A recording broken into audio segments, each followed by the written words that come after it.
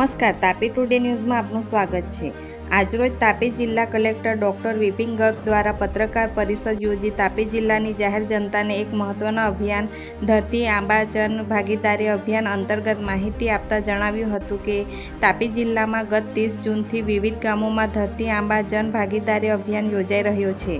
જેમાં સરકાર દ્વારા મળતી વિવિધ યોજનાઓની ગામોમાં જનજાગૃતિ કેમ્પમાં અનેક નાગરિકોએ ભાગ લઈ વિવિધ યોજનાઓનો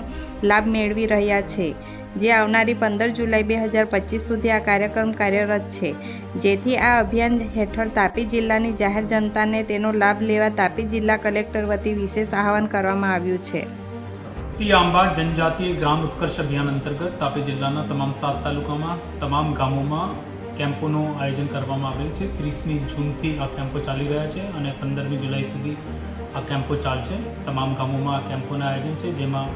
आधार card, Ayushman Bharat card, PM Kisan Samman Nidhi, ration card, नरेगाना कार्ड, खास सर्टिफिकेट, पेंशन, बैंकों की विभिन्न योजनाओं, सिकल सेल एनीमियाની स्क्रीनिंग ने